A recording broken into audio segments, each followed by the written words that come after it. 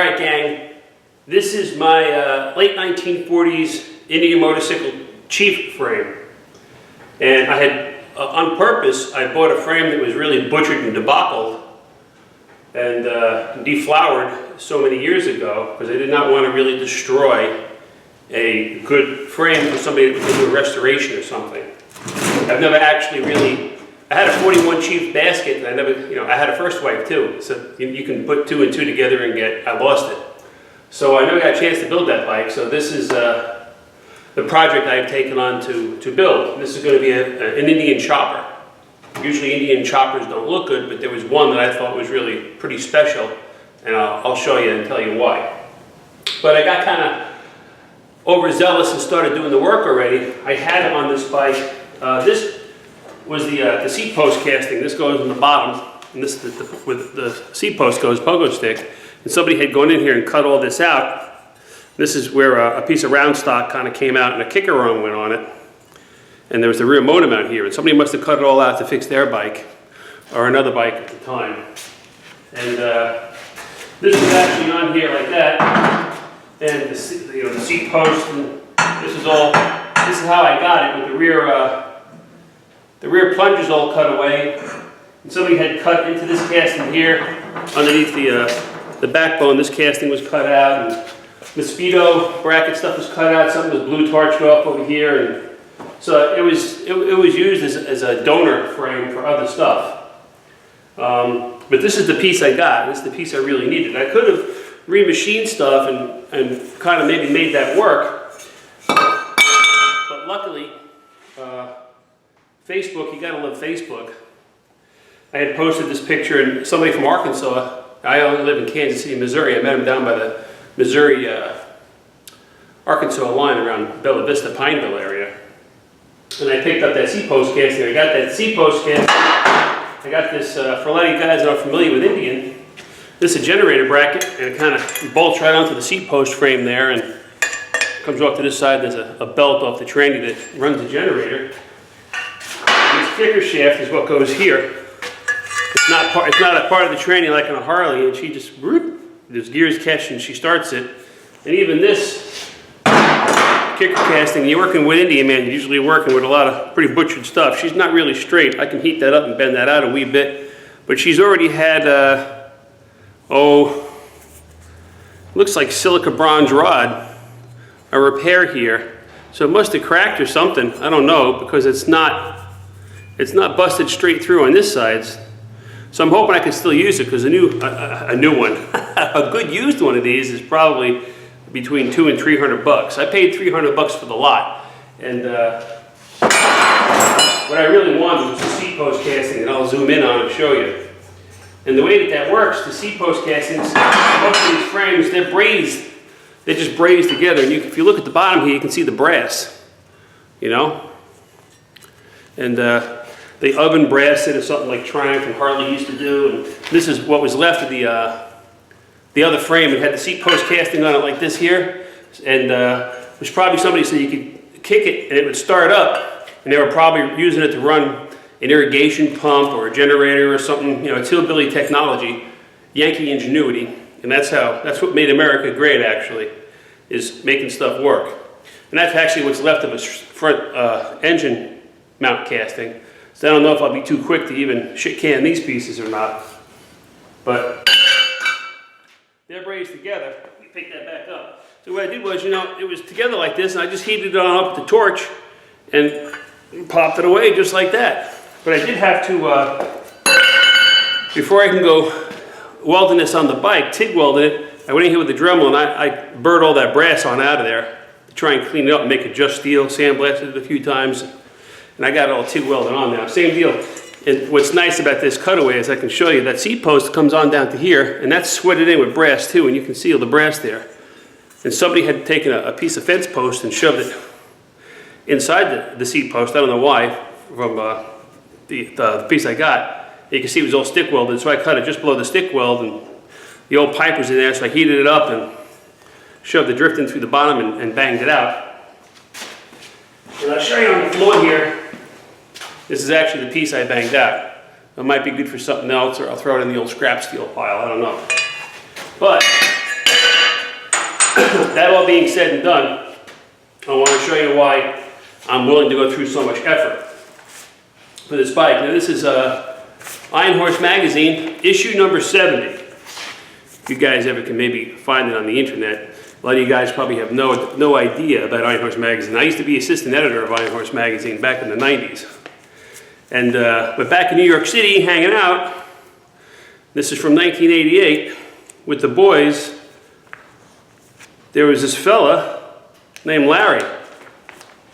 And that's Indian Larry right there, on his chopper Indian. Try and hold it so you guys can see it.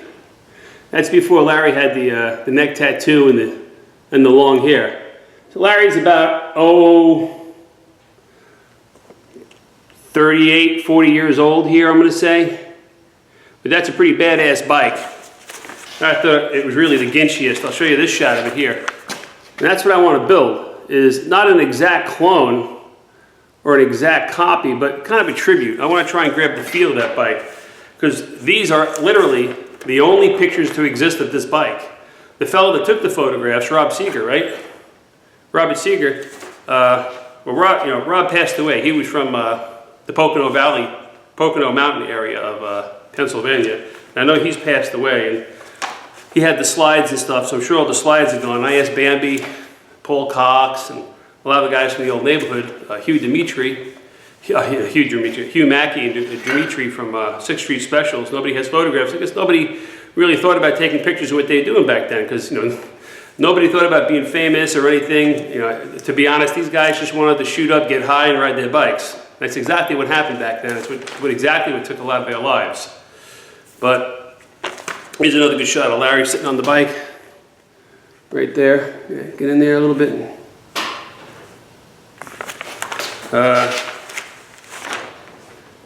Here's like the engine on it. I don't know what's going on with the engine and everything. They cut some of the stuff off here, but you can see the kicker setup, how that works, like I was saying. But that's what I'm going for.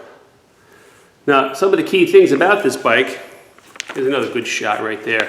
I don't know who the lady is, or that looks like it was probably, let me look at that quick. It looks like it might have been the same building as, like, I don't know, Hogs and Heifers there in the city. But if you look, this bike here, see she's got a Harley-Davidson hardtail rear section. Pretty slick, Larry was. So he built this bike out of garbage. I'll try and find another photograph of this bike here. There's that one big one in the middle. There it is. That's a pretty cool shot too, of that Indian chopper. And just hold it up so you guys can take a good little peek at it. Typical of Larry, you don't see a lot of the twisty octagon or square tubing. This is, 1988, early in Larry's career of doing stuff. So you can see on this one here, he's got the sissy bars, just kind of little like swirly, and that's a typical Larry thing. No bracket. He put the caliper between the sissy bar and the bracket, and over here you can see he's got a custom homemade neck. I don't know what the button head Allens are doing there, holding the neck cups in place or something, but I'll make sure mine fit pretty good. But yeah, I had to do this custom neck, which obviously we've done twice already, so I'll build a custom neck for this. I'll ditch this casting. So pretty much, I'm going to end up cutting this frame right here, and all I'm using is this section. I've already bought myself, I had a used set, I just decided to go new. I got these from the V-Twin Ted Cycle, like $200 or something like that. Brand new castings. To be honest, I'll end up butchering all this stuff off because that's what Larry did. And just to be a lot easier, I'll blow holes through here where it was that welded and put slugs in. It's going to be a lot easier to work with brand new stuff. I was going to try and use the used stuff, and I was just like, the hell with it. But that's what we're doing. And, right back to the beginning here, these first pages, it's like if you wrote, if you had a panhead, you could have been, hey, that's Panhead Mike, or that's Knucklehead Steve. Knucklehead Steve, how you doing out there in Monroe, New York? A Shovelhead Tyler, or whatever your name was. I was Fritz the Painter. So everybody, you know how bike guys are, everyone's got a tag name. That's pretty much how it became Indian Larry. If you can see at the top there, Indian Larry's Indian. Indian Larry's Ride, it says, but Indian Larry's Indian. That's where he got his name, guys, from Iron Horse Magazine. So it just kind of stuck, I guess. But that's New York City chopper history right there, man. That chopped Indian to me is one of the sexiest looking, sleekest Indians that have been chopped ever. Because like a lot of times guys use this factory casting and stuff, or they use those plungers in the back. And that's because that's all inherent to Indian.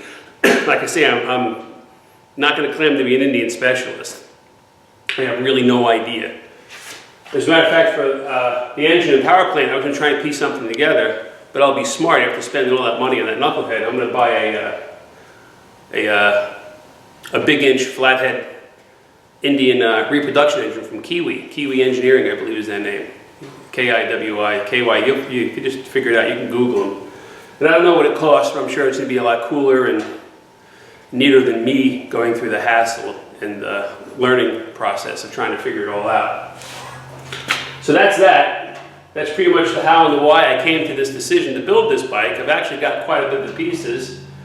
And I have the Chiriani front end for it that Hugh Mackey from 6th Street Specials in New York City donated to the project. There's a couple of key guys that were around then, you know, like myself, Paul Cox, Hugh, Dimitri, Knucklehead Steve, Pete the landlord, where Larry rented his apartment from this fellow Pete. He was around then. And so yeah, it's probably more important to us. It's a labor of love for me. It's just something I'd like to do for myself and my friends. But enough of that. Let me zoom that camera in. I'll show you the casting I got and how I got it all welded on in there just a little bit already. Zoom this down. There she is, man. Woo-wee, that whole casting is there. I'll point out stuff because some of you guys might not know diddly about Indian, like me. But this is your rear motor mount right here, and you have a shaft on here. This is the one I painstakingly took out with the blowtorch, but this shaft, she's got a little a ridge right here, and there's a boss right here for a screw. So that slips in here this way, and then that goes in and holds it. On the opposing side of the frame is a hole so you can drive this thing out. And this shaft here with the grease fitting, well, that's right, you know, that's how this all goes together. I'm not going to put it together because it was such a hassle getting it out. Then you can, that's how you kick your bike over. So this goes in here, this goes on there, and there you go. So I got myself a piece of a thick DOM. I think it was 1 3/8, and that'll be my seat post. I got to move the camera up a wee bit to see that. There you go. And that goes right on in there. Now you can see, I've already gone in here and dremeled all this out and cleaned it up, gotten all the brass out from that piece of steel I took out. And I'll blow holes through here to rosette weld it also. I'm going to be my typical German self and over-engineer and overdo things. And on here in the frame, you can see these back castings. Basically from here back becomes the Harley-Davidson setup. So I'll end up cutting this off just right here where my finger is, because I don't need this casting. Honestly, this is probably for the mechanical brakes. I have no idea. And on the other side too. And up front on the frame here, these are the motor mounts here. This is where the motor mount goes. And the motor mount over here, this is for your rocker clutch. This is for your brake pedal. But I'll cut this here. You can see this is all deformed and squished from the crash bars. They had C-clamped on here, U-bolt clamped. So I'll probably cut this at whatever angle I'm going to need to go straight up to make it to that neck, or you know, or even a little bit lower. But I'll cut it way high up here, okay, just for now to get rid of that neck to set my new neck up. We can move this back, set ourselves back up here. It's cold out there today, man. I came in this garage. You can see in the background I got my fire going. 40 degrees in the garage here, so even now I'm a little on the little chilly side, but she's bumping up. Yeah, I got a whole maybe 4 or 5 degrees. The fire's been going for at least 2 hours, so she's windy and cold out. So that's what I've got. I bought all my DOM tubing yesterday. I think I spent, I bought let me think for a minute. This is 1 3/8. This tubing here is 1 1/4. This tubing here is 1 1/8. I don't know why there's so many different sizes, but I spent about 110 bucks. So I got all my tubing. I still have left over. I bought this when we started doing the frames, so I have enough to do 2 more bike necks out of it. Like I had said, I haven't finished. I have Sherry for an end that Hugh Mackey graciously donated to the project, and Knucklehead Steve, a fella who was around when I worked with Larry and Paul Cox and Stegan, the guys at Psycho Cycles off of Delancey Street, New York City. He graciously offered to machine me a brand new neck that's going to be a 1-inch stem to take Harley Davidson neck cups and bearings and stuff.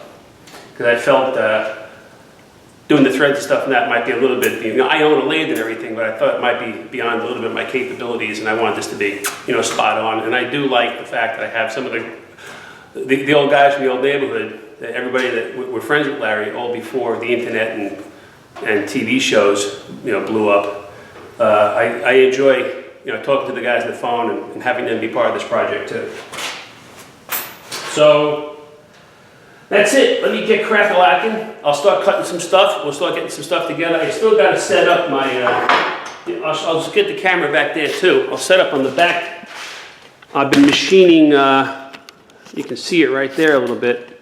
I've been machining the round stock. Let me walk around over there. Making shouldered pieces of steel here to hold this in place. Okay, and I'll get it all bolted up good, and I'll have this one on the other side there. And I can run my upper tube to the backbone, I can run my bottom tube to the frame and everything. So that'll make life a lot easier doing that. Let me move that back now, get the camera back out of the way.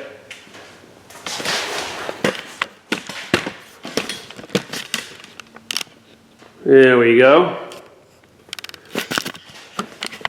So yeah, like I said, I got this all set up. So I do this, and I can go from here to here really easy. I can make this, slug it, slip this back on with the slug, put a slug in here, and make that go to the backbone. So it won't be so bad. But like I said, instead of sitting here and keep talking, let me do some more cleanup. I got to do a little bit more welding on this lower casting. I got to cut this rear section off, make slugs, so it'll fit my new DOM tubing for the Harley hardtail into the Indian, and weld that in and knock this neck off and clean that up. And I got to machine a new neck, so I got some stuff to do. But I also got to get this frame centered on the table and everything. It's going to be the same way as before. Now I'll measure from the insides to the center line I've got, and I'll tack weld it right to the table. So let me get some work done, and we'll come back in a little bit, and I'll show you my progress. All right, guys.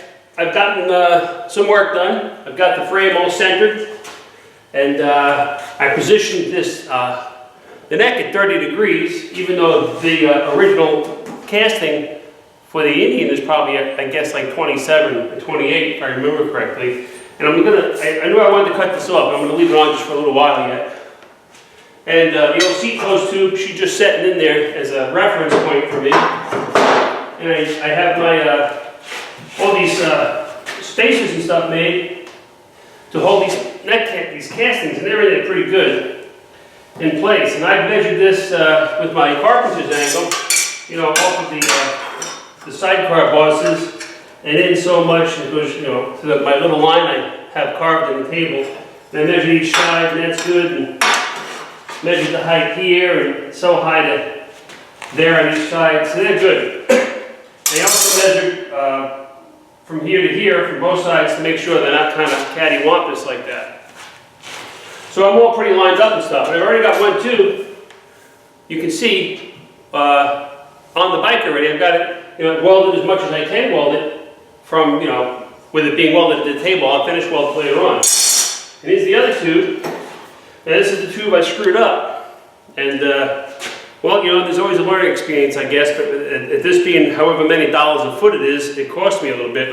I only bought just enough to do what I got to do. I'm going to have to go buy probably 2 more feet of this stuff. But you get the idea of that's how it's going to go. And I'm using that same pipe bender to bend this. Now, Larry's bike had more of a graceful curve to it, like he kind of just, I don't know, bent it around a telephone pole or a car rim. But I'm too old to be yanking a piece of DOM tubing like that, so I have a little bit more of a quick bend, not as graceful, but it's going to look just as good either way. And I've got my slugs machined up that fit right in here, and then my you know, see, new lower rail goes right on there like that, and I'll So I'll drill my rosette weld holes on either side of this. All pretty straightforward stuff. But you'll never know how much time it takes to get this bend just right. And so it'll sit here, and it sits good, and it would line up like this, but I'm probably about an inch too short right here. So you gotta make it a little too long, and you may have to bend it the other way, this way. That's why you see a spot here in the frame. I heated this up, I bent it down and tweaked it a little bit just to get it just right. So that's what we're gonna do. I have a piece cut, and I'm ready to go. And the way I figured it was, I wanted to, when I place this on the shoe, right above the center of the shoe, I want to be 9 inches in. So I'll mark that on here with my marker.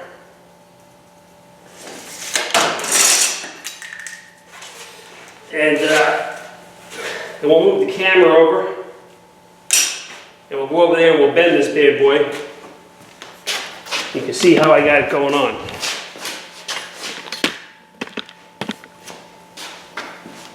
I know it's not the best view in the world, and this is not exactly some high-tech Ron Covell kind of stuff going on here, but it's what I got, and it's what's available to a lot of you guys out there. That's why I use stuff like this.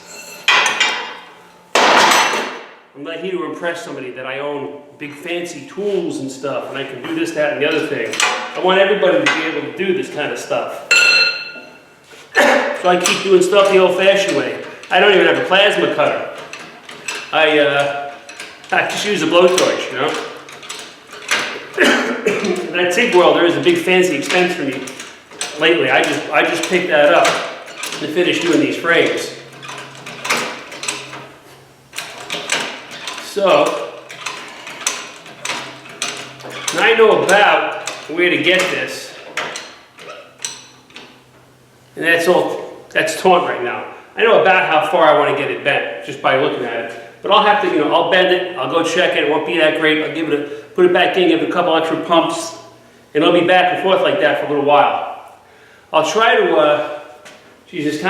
I'll try and get that camera maybe on top of the welding table to look down so you can see the bend. So just give me a couple seconds. I know it's a real dramatic camera angle, but there's our tubing in there.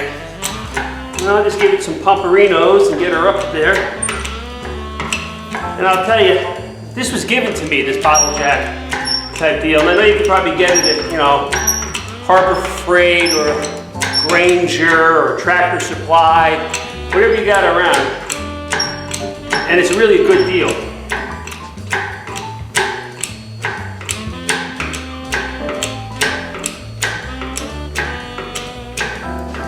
And I've got the other tube. I'll use that as a visual reference. I could probably go a little bit more. Alright, I'm not going to push my luck. I'll take this on out of here.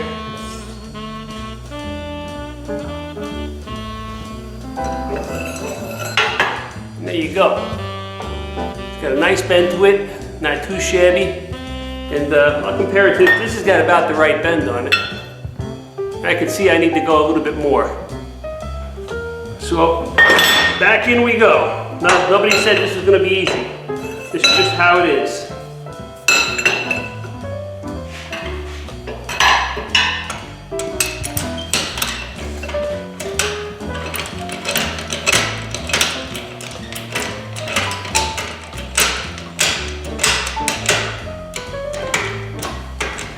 All right, here we go. A couple extra pumps. And like this, you know, it tends to, you know, when you bend it, she'll tend to spring back that little bit. So if you think you got to go 3 pumps, give it 1 extra. She'll spring back.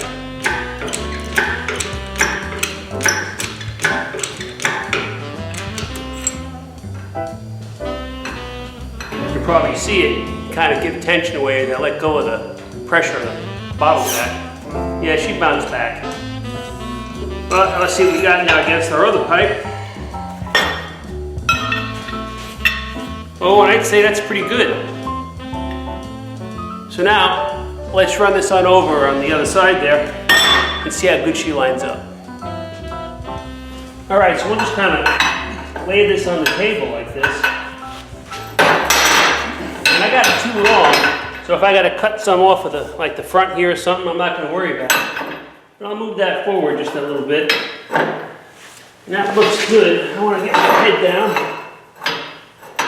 And that looks really good. Like that's going to line up just right. I can tell right here how she's going to line up. And right up here looks really good. And the bends are about the same from side to side. So what I'm going to do is, I'm going to make a magic marker mark on this frame here. Let me adjust my camera angle for you guys.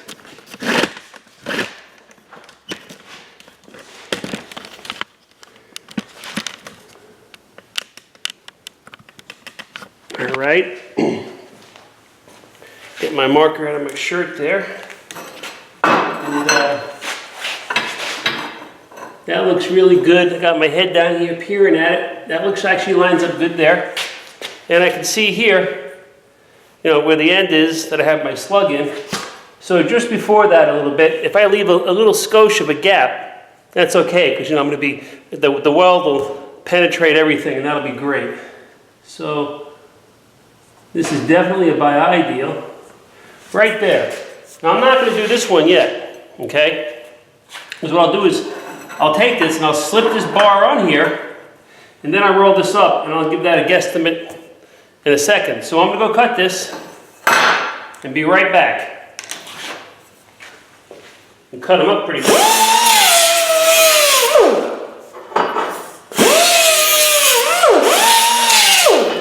And we're going to just test fit it now, but normally you know, you're going to have to put that bevel on there. But like I said, we'll get to that after we test fit it. Make sure it's all good to go. I want to get these birds out of the inside.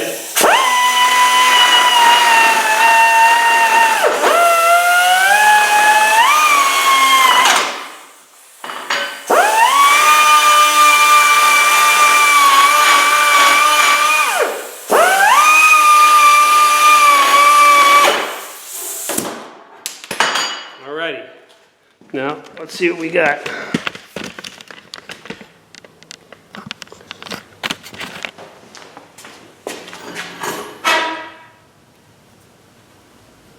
Okay, let's see how that fits on here. Now, I got that machine pretty tight, so I don't want to get this on and not be able to get it off either. So I'll see how easy she goes.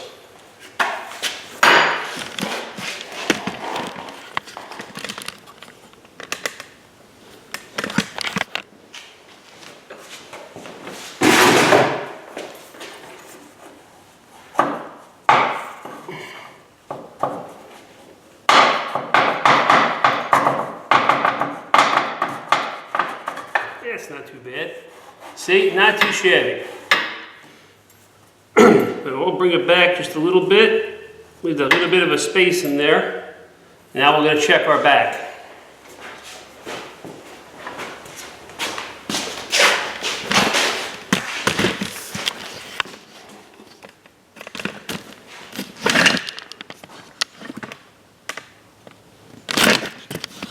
Just get this camera adjusted good. I don't want you guys to miss out. It's a bit of a drag having to do this all by myself, but just the way it is. All right, now I'm looking at this, and I can tell that I'm going to have to get this to go up a little bit. And that's not going to be a problem, because the frame, you see how it has that play? That's what is giving me the issue. But now I can see what's going to happen here is I'm going to put my slug in here, and I'll cut this, and I'm going to window it. Remember we did that in the other frame? And that'll swing right up to it. I'll C-clamp it, I'll tack it, and then I'll put my window piece back in. I did that already on this side here. So I think we're doing pretty good. So, I'm going to have to, I'd rather cut this 6 times, cutting it back 1/8 of an inch at a time, than cut it just that little too short. I'm going to guess that we're right here. Alrighty, so let me go ahead and cut this and zoom this out. I'm going to go ahead and put this in the old chop saw with the cap from it right there. Put this in the chop saw, and I'll cut that. And we'll get it so she sits just right, and we'll pick it up from there. All right, so I got my tube all set, and I've got my edges beveled. You can see there. And the rosette wall holes drilled, and I went inside and I put the Dremel in there to clean up the edges with the rosette welds. I drilled a hole through for the rosette welds. I cleaned those edges up. So now I'm going to test fit this puppy on here again.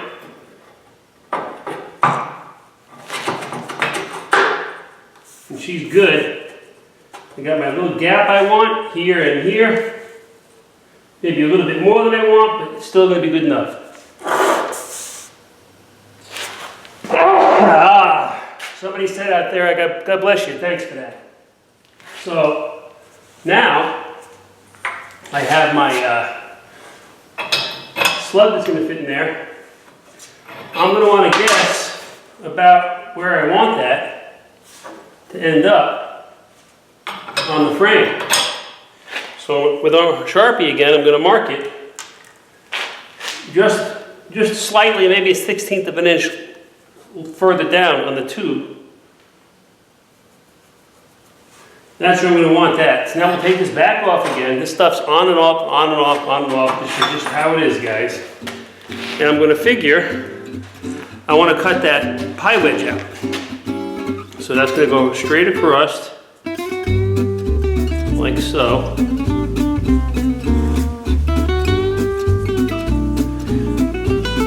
And then right down here like this.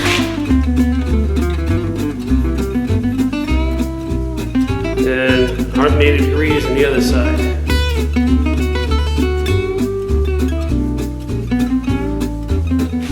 You can see my, so I'm going to cut it straight down, across, and straight down the opposing side.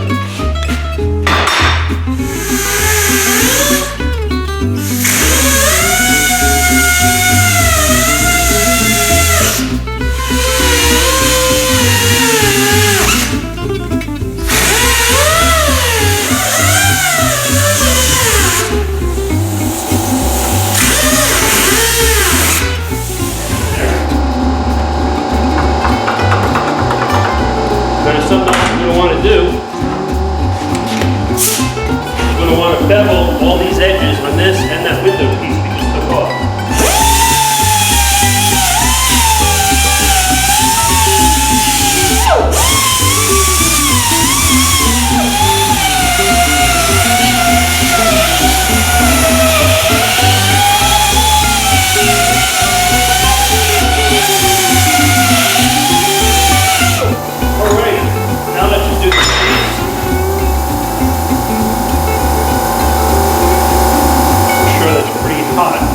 Touch it. Slam that on the down like that. Clean this up.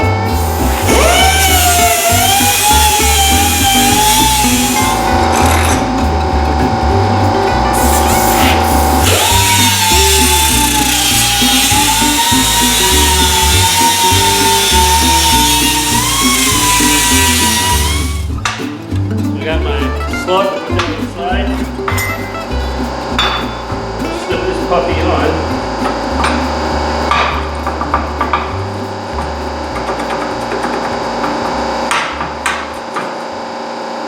Okay, now we'll just put that slug in there like that, and then this pipe just goes whoop, right over, right onto it just so. And I'll zoom in so you can see.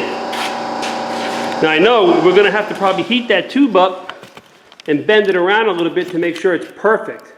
But I want to give you a good close-up so you have an idea.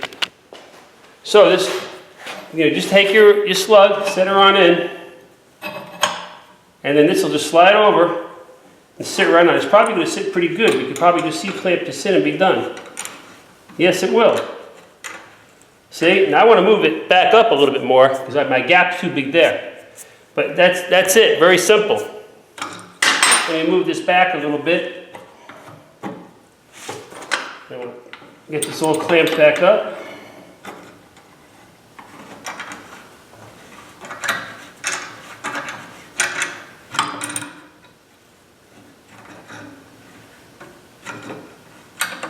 Clamping on pipe is not the easiest thing in the world, but that keeps it good enough for me to tack weld it. Right like that.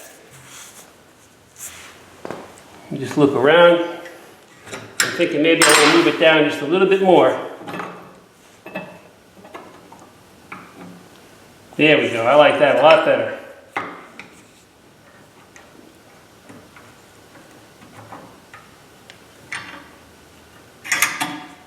There we go. And that's that. All right, guys. So you can see it's relatively simple, other than getting this bend just right. Now I can tell you, I got lucky that that bend's right, because I messed with this one. I bent it a little too far, and I tried to get it in upside down. And, well, actually, you know, I screwed one up, so now I don't know what I got. I got a piece of steel that cost so many dollars a foot I'm not throwing away, so that'll go in the, I don't know what I'm going to do with the bucket. But right here, we got this. You know, I had to heat it up here and bend it that little bit, just to kind of sashay it to where she had to be. This one fell just perfect, so it must be my lucky day. I'm going to go buy a Powerball ticket, I guess. So that's it. She's in there, and she's in there pretty solid, even just with that C-clamp. So what I'll do is I'll make sure, let me grab my carpenter drawer, that my height from these gussets and everything, the heights are still the same, because I know on my side, the sides are still good. So just give that a quick look-see, and yep, that's right where I wanted it. This side too, same deal. And as far as height goes, I'll measure the height off the sidecar loop. That's right on the money. Yep, so I'm good to go. So I'm going to fire up the TIG welder over here, and I'll TIG weld some of this stuff. I'll get most of the welds done. I'll put this window in on the other side. And all I'm going to do is, right here where the gap is, I'll put a little bit of a weld there. And when she cools on off, I'll take my little piece of window here, and I'll C-clamp that in, and I'll tack weld that in a couple spots around the edges, and that's not going anywhere. So that's it. So in the back here, I guess my width is about 8 inches and probably like an eighth, if I measure correctly off of here. Because I have it set at 4 inches and a 16th to my center line. And that's going to be just good enough to get a Harley-Davidson dual disc hub back there for disc brakes and the chain sprocket. So that's it. Let me weld this. And I don't know what I'm going to do next. I guess let me weld all this up and I'll decide then. I may, because I can't put these on until I get a backbone. Let me move the camera. You guys can't see me. All right, so like I was saying, you know, I'll get this all welded in just as good as I got this side. And I can't really be putting these on, these tubes, till that's probably about the same bend she's going to have there too. So probably about that same bend, honestly, and that'll be how the seat pan and everything falls. I'll do it on this side, you guys can see better. So I don't know how or where that's going to fall, because I know this backbone is going to fall a little bit lower than the height of where these are going to end up here. So I can change my backbone on my neck to meet what it has to meet with these. So it's that one continual flowing line. So I may just cut the neck off this frame and machine my neck and position that to where it's got to be right now. And then I can set my backbone and just tack it in place until I get these made. If these they fall in that right spot, I may have to move that backbone up or down an eighth of an inch or quarter of an inch or whatever, just so everything flows correctly. So that's why this isn't in yet either. And one of the things Larry used to do is he just set a piece of pipe in like this on whatever frame he was building. He'd get that backbone just so, and then he'd cut this on like a little bit of an angle, like a 45-degree angle. And he'd run wires and stuff in there, and that'll be just ducky. It'll be just fine. And I'll probably end up doing the same thing. So like I said, let me get this all welded in. And when we come on back, I guess I'll have a neck in there, or I'll be doing something else. But I'll see you when that happens.